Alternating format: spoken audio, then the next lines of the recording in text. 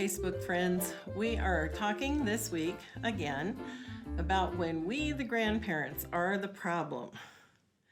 This is part 3, and we're talking about respecting the rules, the wishes, and the needs of our children with respect to interacting and having time with our grandchildren. So let's talk about rules. We set rules when our kids were little, and so certainly if we've trained them up well, our children are also setting rules. Now, as grandparents, we can help out a lot by simply making sure that those rules carry over from their home to our house when they visit. So let's talk about rules. We set rules for our children when they were growing up in our homes, and certainly if we've trained them up well, our children are doing the same. So as grandparents, when those little ones come to spend time with us, it'll help a lot if we keep the rules consistent between households. And this is really important too when you've got step families and households involved. Well, let's just think about this. We've got bedtime rules, and they're okay to break once in a while, but kids do better if they stay kind of on a consistent schedule. Well, that'll work to our benefit, grandparents. So as much as you can, let's try and keep bedtimes kind of similar to what they have at home. What about the foods they eat? A lot of times families have some preferences or children have allergies. And this is a really critical one. We'll talk about this more under needs, but we have a grandson who's a type 1 diabetic, and all of a sudden, snacking with the grandkids changed a little bit at our house. Play and activities.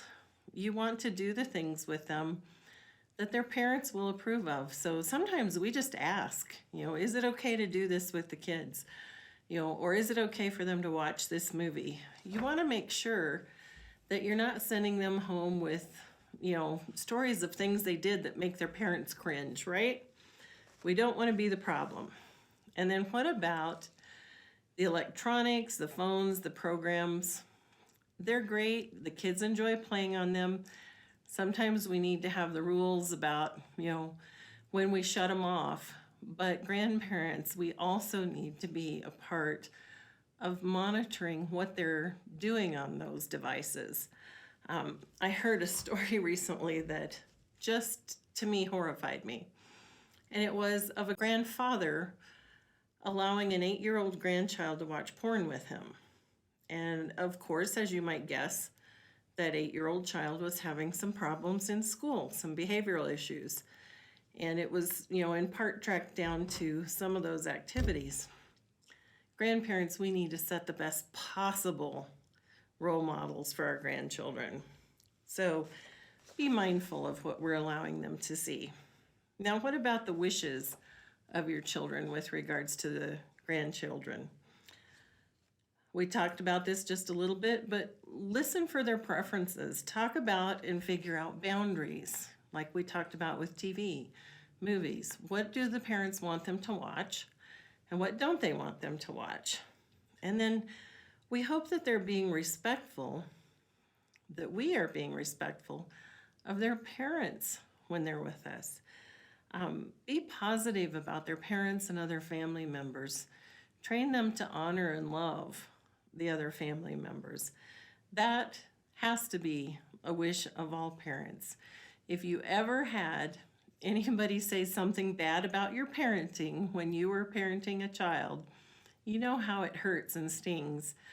We're all learning when we're parenting. And so by grandparenting, let's hopefully try and not be the one that administers the sting, but instead administers the praise and encouragement.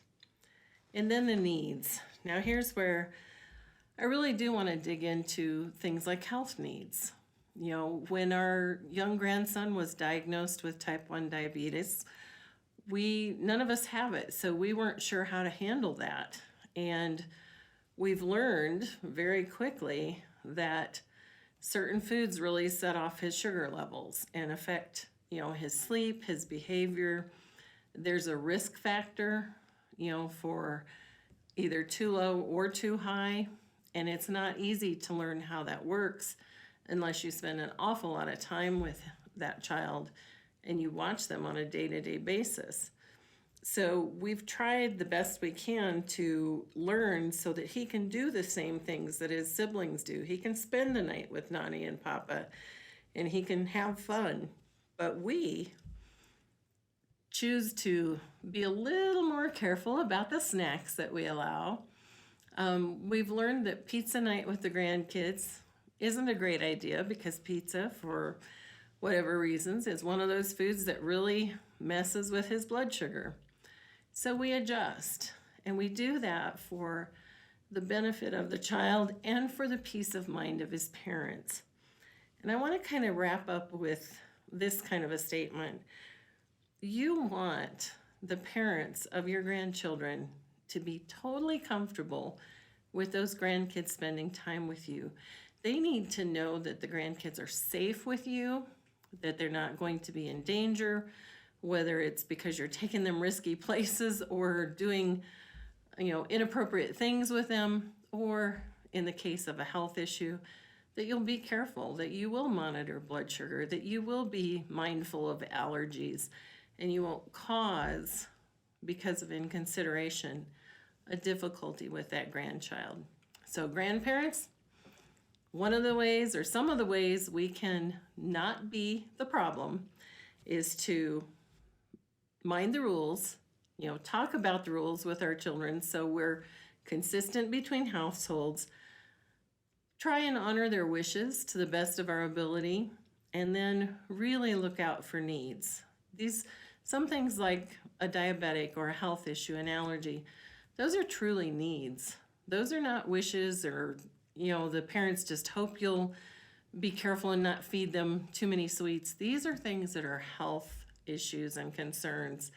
And for the children to have comfort with sending the grandkids to us, they need to know we take these things seriously.